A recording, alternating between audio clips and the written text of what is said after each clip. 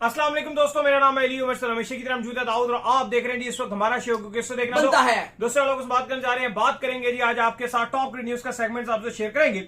Number 1 पे हम लोग बात करने जा रहे हैं, जो हमारे पास अपडेट आ रही है वो आ रही है अफगानिस्तान के हवाले से कि भाईजान अफगानिस्तान जो है वो क्वालिफाई कर गया वर्ल्ड कप के लिए। क्या अपडेट है वो आप लोग से शेयर करेंगे।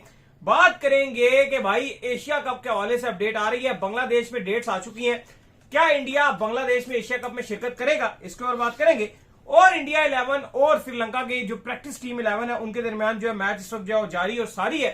तो उसमें क्या कमाल किस्म की देवदत्त पाडिकल ने इनिंग खेली है और गुरूर इब्रार जो उन्होंने आज क्या शानदार किस्म के छक्के जो एंड में मारे हैं, जरा इस पर ही बात करेंगे। तो अगर आप हमारे चैनल पर पहली बार आए चैनल को सब्सक्राइब करें, साथ ही बेल आइकन बजाना भूलिएगा। बात का खास करते हैं नंबर 1 खबर के साथ जो हमारे पास आ रही है। तो सबसे नंबर 1 खबर आ रही है वो ये आ रही है कि भाईजान खबर ये है कि अफगानिस्तान जो क्वालिफाई कर गया दोस्तों इस वर्ल्ड कप। देखिए बिल्कुल अफगानिस्तान और आयरलैंड की बड़ी इंपॉर्टेंट सीरीज चल रही है आयरलैंड में। वैसे तो इंग्लैंड बड़ा नाखुश है इस सीरीज से, उन्होंने आयरलैंड को वार्न भी किया कि आप ये सीरीज मत खेलिए और अगर आप खेलते रहेंगे तो फ्यूचर में जो ना हम आपके साथ खेलेंगे। और जो अक्सर ये होता है कि जो टीम भी यूके का दौरा करती है इंग्लैंड का, उसको एक टेस्ट मैच या कुछ T20 खेलने के लिए आयरलैंड में भेज दिया जाता है, तो वो भी फिर हम नहीं करेंगे।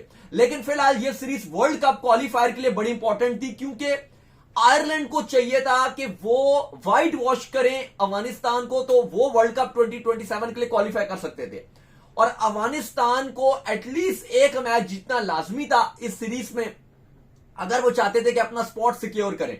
और हुआ फिर ये कि पहला मैच वॉश आउट हो गया और वहीं से आयरलैंड की जो उम्मीदें थी वो तकरीबन खत्म हो गई। और फिर जो रही कई कसर थी वो कल अफगानिस्तान और आयरलैंड का जो मैच था वो आयरलैंड जैसे ही हारी बुरी तरीके से, तो अफगानिस्तान की जो पोजीशन है वो सिक्योर होगी। क्योंकि अगर अफगानिस्तान हार जाती, आयरलैंड का मसला नहीं था, वेस्ट इंडीज भी क्योंकि लाइन में लगा हुआ था ना, तो अगर बेशक आयरलैंड क्वालिफाई ना भी कर पाता, क्योंकि आयरलैंड को रिक्वायर्ड था कि वो पूरा व्हाइट वॉश करते।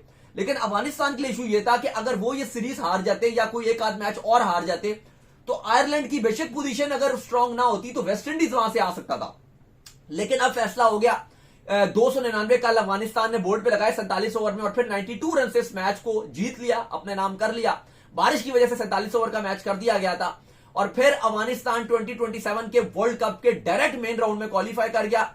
जबकि दूसरी तरफ अगर आप देखते हो तो आयरलैंड अब बाहर हो चुका है, उसको क्वालिफायर खेलना पड़ेगा, उसको उसके साथ वेस्ट इंडीज भी खेलेगा और 10 टीमें टोटल ये क्वालिफायर मार्च में खेलेंगी। लेकिन अली साहब ये बड़ा इंपॉर्टेंट था अफगानिस्तान के लिए कि वो मेन वर्ल्ड कप में क्वालिफाई करें। जो 11 टीमों को 2-2 ग्रुप बनाए गए हैं, 6-6 के, एक टीम में अभी 6 है, एक में 5 है। आप कह लो कि एक टीम तो अभी क्वालिफाई करके आएगी। लेकिन क्योंकि अगर आप क्वालिफायर में जाते हो तो समझ लो कि आप दलदल में चले गए हो, क्योंकि क्वालिफायर में अगर आप क्वालिफाई करके भी आते हो, जो 3 टीमें आएंगी उनको भी कहा जाएगा कि भाई तुम्हें सुपर सीरीज खेलने का मौका मिलेगा। और सुपर सीरीज में 2-2 मैच हर किसी को खेलने का मौका मिलेगा, और जो जीतेगी खाली फाइनल जीते या जब टॉप पे फिनिश करेगी सिर्फ उसको मेन वर्ल्ड कप में खेलने का मौका मिलेगा। तो अब आयरलैंड एक ऐसी दलदल में चली गई है जिसके लिए तकरीबन बहुत ही मुश्किल काम है कि अब मेन वर्ल्ड कप में जगह बनाना।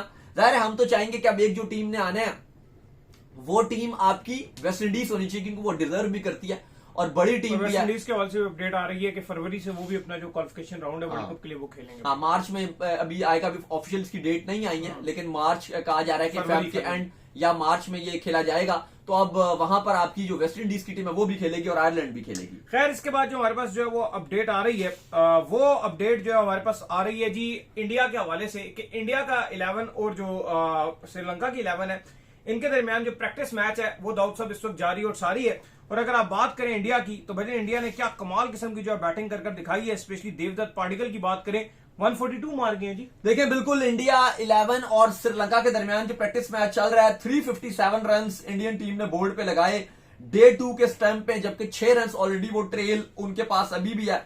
लेकिन भाई क्या हमें बैटिंग देखने को मिली है। स्टार्ट इंडिया का अच्छा नहीं था, जायसवाल 0 पर गए, लेकिन उसके बाद केएल राहुल और देवदत्त पाडिकल की क्या शानदार पार्टनरशिप थी श्रीलंका 11 के अगेंस्ट। देवदत्त पाडिकल ने 18 चौकों की मदद से तेज इनिंग खेली, 87 के स्ट्राइक रेट से भाईजान 142 रन की नॉक खेली, 164 गेंदों पे तेज खेले हैं, वनडे की तरह खेले। साथ रविंद्र जडेजा ने भी 63 रन बनाए, लेकिन उसके बाद ऋषभ पंत जल्दी आउट हो गए, ध्रुव जुरैल 1 रन पे आउट हो गए, पंत ने 2 बनाए, कुलदीप यादव भी 1 बनाकर आउट हो गए। अलबत्ता जो मानव है उन्होंने 41 रन बनाए। लेकिन अली साहब एंड में हमें जो गुरनूर बरार हैं जो कि बॉलर हैं, उनकी ब्रूटल किस्म की हार्ड हिटिंग देखने को मिली, जिन्होंने 200 के स्ट्राइक रेट से बैटिंग की, 18 गेंदों पे 36 रन बनाए, 4 छक्के और 2 चौके मारे। और दिन का जो आखिरी ओवर था उसमें 4 छक्के लगाए और ऐसा था कि जो गौतम गंभीर, जडेजा वो खुशी से पागल हो रहे थे और खूब उनके लिए जो है वो स्टैंडिंग ओवेशन उनको मिली गुरनूर बरार को, क्योंकि उन्होंने अटैक किया और 4 छक्के मारे हैं यार। कमाल किस्म की उन्होंने बैटिंग की और ऐसा लग रहा है कि नेक्स्ट ऑलराउंडर इन लाइन है जो गुरनूर बरार है, और वो अब बॉलिंग के साथ साथ बैटिंग भी करना जानते हैं। जिस तरह से उन्होंने अटैक किया और टेस्ट मैचेस में हमने देखा है कि अगर ऐसी पोजीशन में कोई अटैक करने लग जाता है तो एकदम ओपोनेंट टीम बैठ जाती है, बैकफुट पे चली जाती है। वैसे तो ऑलरेडी इंडिया के लिए अच्छी खबरें नहीं है, क्योंकि प्लेयर्स की जो इंजरी है वो बहुत ज्यादा चल रही है। बुमराह भी इंजर्ड है, साई सुदर्शन भी अनफिट है। वो इंडिया के लिए एक बुरी खबर है कि प्लेयर्स बड़े अनफिट हुए जा रहे हैं लगातार। केएल राहुल आपको पता है कि इसमें कप्तानी कर रहे हैं, शुभमन भी ऑलरेडी अनफिट है, शुभमन भी इंजर्ड है, तो काफी ज्यादा इंडिया के जो खिलाड़ी हैं वो अनफिट नजर आ रहे हैं। लेकिन जहां पे आज के दिन के जो हीरो थे वो देवदत्त पाडिक्कल थे, जिन्होंने बड़ी जबरदस्त किस्म की बैटिंग की। और देवदत्त पाडिक्कल अली साहब आईपीएल में भी बड़ा अच्छा करते हैं। नजर आता है कि आगे आने वाले वक्त में इंडिया की जो बड़ी बैकबोन साबित हो सकते हैं। स्पेशली अगर आप देखो नंबर 3 की जो स्लॉट है, उनको पहले तो ओपनिंग करते थे लेकिन अब उनको नंबर 3 पे सेटल किया जाता है और ऐसा लग रहा है कि आगे आने वाले वक्त में इंडिया के लिए बहुत कुछ खास कर सकते हैं। और इंडिया की तरफ से जो उन्होंने आज भी 142 रन की नॉक खेली है, इंडिया और श्रीलंका की जो सीरीज है, मुझे लगता है कि देवदत्त पाडिक्कल पे इंडिया बहुत डिपेंड करेगी, क्योंकि शुभमन गिल नहीं है। वैसे भी इंडिया की ट्रांजिशन फॉर्म में है इंडिया की जो टेस्ट टीम है, क्योंकि सीनियर खिलाड़ी विराट, रोहित वगैरह जा चुके हैं। उससे पहले वाली जो लॉट थी, रहाने, पुजारा, जिन्होंने इंडिया को संभाला हुआ था, विराट, रोहित, वो सब अब जा चुके हैं। तो ये एक ऐसी लॉट है कि अब इंडिया दोबारा से ग्रूम हो रही है। शुभमन गिल इस टीम का पार्ट है लेकिन वो भी अनफिट है। तो इस टाइम सिचुएशन जो है वो ऐसे ही प्लेयर्स पे इंडिया डिपेंड करेगा, लाइक देवदत्त पाडिक्कल, कि वो कमाल करें। और याद रहे कि इंडिया 18 साल से श्रीलंका से टेस्ट सीरीज नहीं हारा है। खैर, इसके बाद जो हमारे पास जो है वो अपडेट आ रही है, वो अपडेट आ रही है जी एशिया कप के हवाले से। तो एशिया कप की जो डेट्स हैं वो सामने आ चुकी हैं। अगले साल एशिया कप जो है वो खेला जाना है और बांग्लादेश में जो इसको जो है स्केड्यूल कर लिया गया है।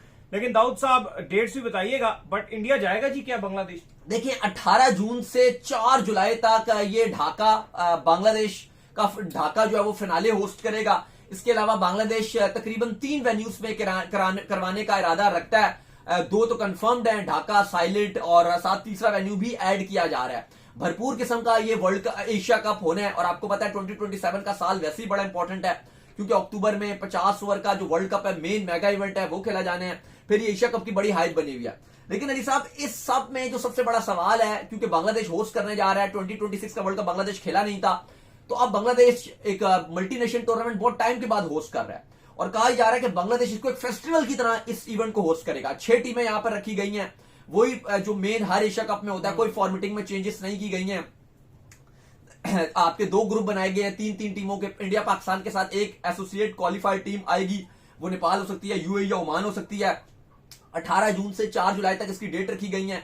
फिर आपका जो मेन राउंड है सुपर 4 वो शुरू होगा, और फिर अगर इंडिया पाकिस्तान दोनों अच्छा टॉप पे फिनिश करते हैं तो फिनाले में भी जा सकेंगे। लेकिन अब इस सब में जो सबसे बड़ा इशू है वो ये कि क्योंकि ये बांग्लादेश के पास होस्ट है और इंडिया को अभी सितंबर में सीरीज होस्ट करनी है, अगर तो इंडिया बांग्लादेश चला जाता है, जिस पर बांग्लादेश बहुत कोशिश कर रहा है कि इंडिया आ जाए, क्रिकेट बोर्ड बीसीसीआई से रिक्वेस्ट कर रहा है, फिर अपनी गवर्नमेंट से बोला कि गवर्नमेंट टू गवर्नमेंट कम्युनिकेट किया जाए ताकि सीरीज को करवाया जाए। ऑलरेडी सीरीज को बांग्लादेश ने जो बिकवाने के लिए, जो मीडिया राइट्स के लिए रखी थी, उस सीरीज को रखा था। हमने खबर भी दी थी काफी पहले, महीना 1.5 महीना पहले। तो उस टाइम काफी लोग कह रहे थे वो कोई नहीं, तुम कैसे खबर दे रहे हो। बाद में अब 1 हफ्ता पहले हर किसी ने, भारतीय मीडिया ने भी रिपोर्ट किया कि हाँ जी, बांग्लादेश ने वो सीरीज को मीडिया राइट्स के लिए शोकेस किया हुआ है कि इसको हमने बेचना है। ये टाइम्स ऑफ इंडिया की भी रिपोर्ट है कि बड़ा करीबी मामला पहुंच चुके हैं और पॉसिबल तौर पर ग्रीन सिग्नल है, सीरीज होगी। हाँ, क्योंकि बांग्लादेश भी अब चाहता है कि ताल्लुकात बेहतर करे और इंडिया के पास भी अपॉर्चुनिटी है, इंडियन गवर्नमेंट के पास भी, कि वो बांग्लादेश के साथ ताल्लुकात अपने दोबारा से बहाल कर सकते हैं, क्योंकि नई गवर्नमेंट है। अगर वो सीरीज नहीं करते तो फिर एक अवाम में सेंटीमेंट खराब होगा और फिर दोबारा से इंडिया बांग्लादेश के जो ताल्लुकात हैं वो खराब हो जाएंगे। लेकिन अब क्या इस अपॉर्चुनिटी पे अगर इंडियन गवर्नमेंट हामी भरती है, क्योंकि गवर्नमेंट पे ही डिपेंड करेगा। लेकिन अगर ये सीरीज हो जाती है फिर तो एशिया कप आप समझो कि बड़ा ही स्मूथ होगा और इंडिया एशिया कप खेलने के लिए ये जून में बांग्लादेश जाएगा भी और हर चीज स्मूथ रहेगी। लेकिन अगर ये सीरीज सितंबर में नहीं हो पाती ना, तो फिर तो चीजें बड़ी खराब हो जाएंगी, क्योंकि फिर अब आपको देखना पड़ेगा कि एशिया कप किसी न्यूट्रल वेन्यू पे करवाना है। अब न्यूट्रल वेन्यू पे इस बार यूएई तो नजर नहीं आता कि यूएई में ये एशिया कप होगा, दुबई होस्ट करेगा फिनाले इंडिया पाकिस्तान, वो नहीं होगा, ऐसा नहीं होता हुआ नजर आ रहा। फिर ऐसे लग रहा है कि इस एशिया कप को मूव कर दिया जाएगा श्रीलंका, क्योंकि एक तो दुबई का वो जंग वाला भी मामला है, फिर पाकिस्तान का भी वीजा से इशू है, तो तो वो तो नजर नहीं आ रहा कि अगर आप ये कहते हो कि एशिया कप बांग्लादेश से मूव करोगे और इंडिया नहीं आता तो आप इसको दुबई लेके जाओगे, फिर ये श्रीलंका जाने के इम्कान आते हैं। लेकिन उसमें फिर ये मामला होंगे कि बांग्लादेश बहुत नाराज हो जाएगा, ताल्लुकात बड़े और चीजें खराब बनेंगी। बेहतर तो यही है और अच्छी चीज यही होगी कि अगर इंडिया बांग्लादेश का टूर कर देता है तो फिर सारी चीजें स्मूथ हो जाएंगी और एशिया कप में भी आपको इंडिया आराम से जाता हुआ नजर आएगा। वो अलग बात है उनकी डिमांड से कि हमें सिक्योरिटी एक्स्ट्रा दी जाए या ये किया जाए, और बांग्लादेश ये बात भी कर रहा है कि आप एक सिक्योरिटी असेसमेंट टीम भेजें, वो विजिट करे, और अगर टीम सेटिस्फाई होती है और हम उसको सेटिस्फाई करेंगे, और अगर सेटिस्फाई ना हुई तो हम और सिक्योरिटी बढ़ा देंगे। और आई थिंक सिक्योरिटी हर किसी का हक होता है, वो आपको बढ़ानी चाहिए। तो चलिए उम्मीद करते हैं आज हमारे शो आपको आगे पसंद आया। वीडियो को लाइक कीजिए, हमारे चैनल को सब्सक्राइब कीजिए, साथ लगे बेल आइकन को बजाइए, एक और काम कर लीजिए, रोहित कर लीजिए और फिर को फॉलो कीजिए। लिंक डिस्क्रिप्शन में। नेक्स्ट अल्लाह हाफिज़।